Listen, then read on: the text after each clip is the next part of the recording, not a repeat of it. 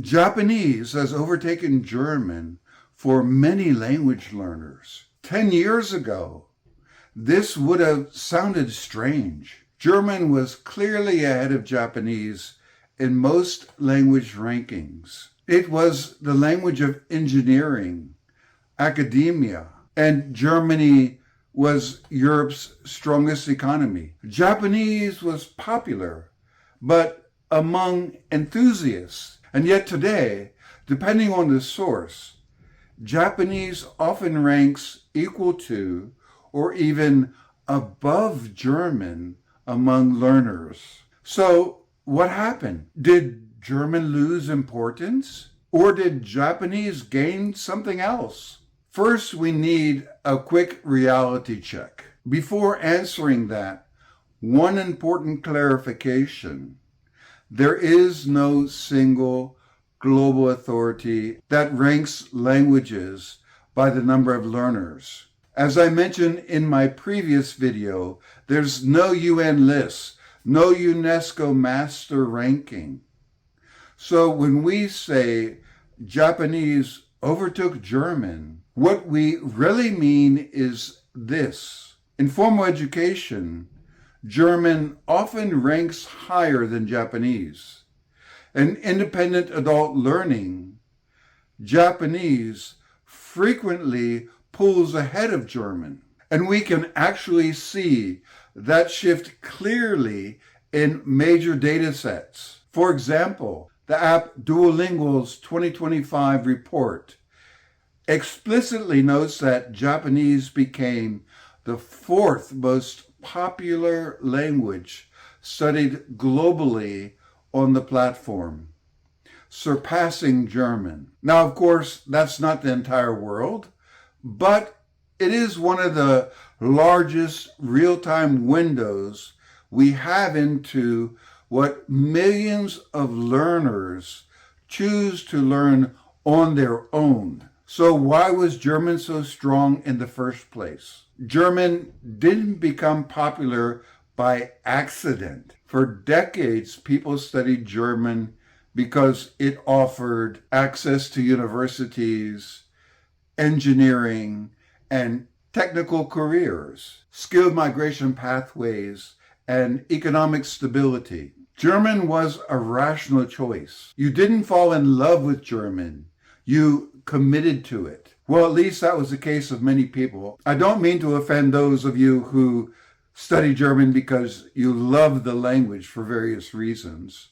But in general, I think what I just said holds true. And the institutional side of German remains huge. German's official portal, Make It in Germany, describes more than 15 million learners of German worldwide. And the Goethe Institute reporting shows hundreds of thousands studying German in Goethe courses, with growth tied to professional qualification and migration-related needs. But over time, that model has weakened, not because German stopped being useful, but because fewer people choose languages purely through institutions now. Careers have become less linear. Work became more global and remote, and fewer learners are willing to invest years into a language unless it gives them something now. So German stays strong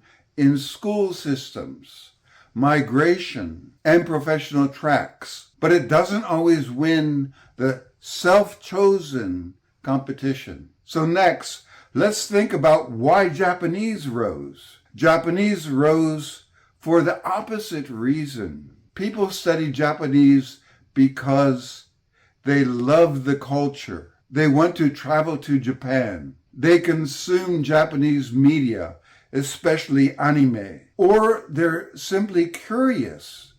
Japanese offers something powerful, emotional reward early on.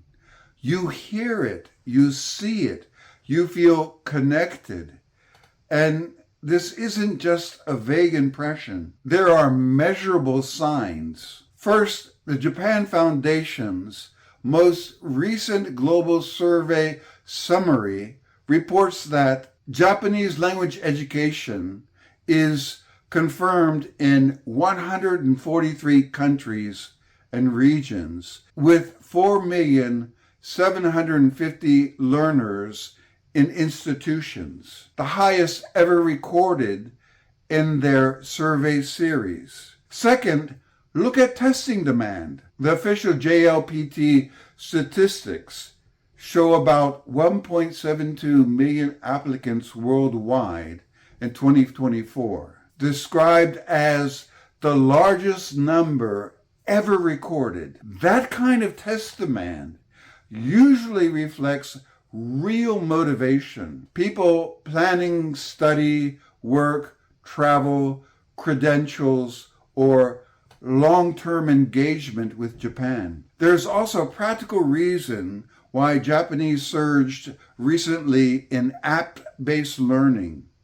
Duolingo notes that in 2025, Japanese and Korean climbed partly because of speakers of more than 20 languages could study them directly from their own language for the first time. That matters because it removes a major barrier. If you used to need English as a bridge language to study Japanese, millions of potential learners were effectively excluded. When that gate opens, rankings change fast, even if the world hasn't changed overnight. Then we have culture versus institutions.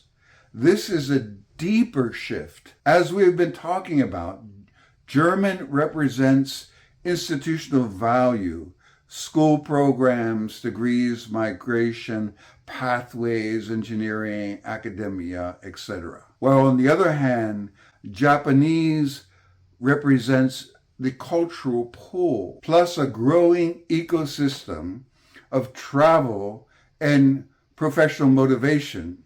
Japan has become one of the most popular countries to travel to in recent years. And in the last 10 years, culture has become a stronger driver of language learning than institutions alone. That doesn't mean German is declining. It means that the center of gravity has moved. So what does this mean for learners? The lesson isn't Japanese is better than German. The lesson is, in 2026, languages that people choose are rising faster than languages people commit to out of necessity. And if you're choosing a language today, the most important question isn't which one ranks higher, it's which one you will actually stay with. Thank you for listening, and see you in the next video.